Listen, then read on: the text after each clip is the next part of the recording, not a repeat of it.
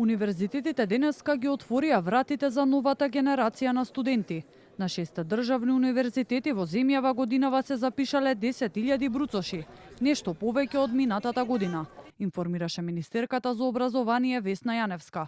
На Свети Кирил и Методи традиционално првиот академски час беше одржан пред платото на универзитетот, каде ректорката Билјана Ангелова новата генерација ја нарече генерација на електронски индекс, а најави дека сите останати услуги ќе бидат комплетно дигитализирани до крајот на учебната година.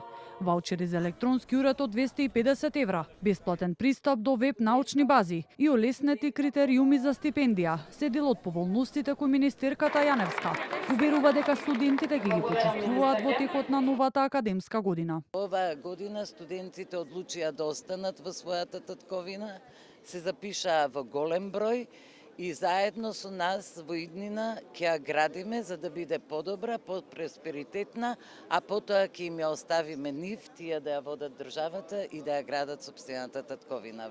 УКИМ оваа година запиша 5100 нови студенти од Република Македонија, тоа е за 300 повеќе во однос на минатата година и уште 400 странски студенти. Оваа генерација почнува со електронскиот индекс, а се разбира и сите останати кои што се веќе запишани од оваа учебна година ќе го користат електронскиот индекс, што значи комплетно сите услуги, сите сервиси за студентите се дигитализирани. Од Националното студентско тело порачаа дека важно е студентите да бидат вклучени во што повеќе иницијативи на факултетите од нивен интерес.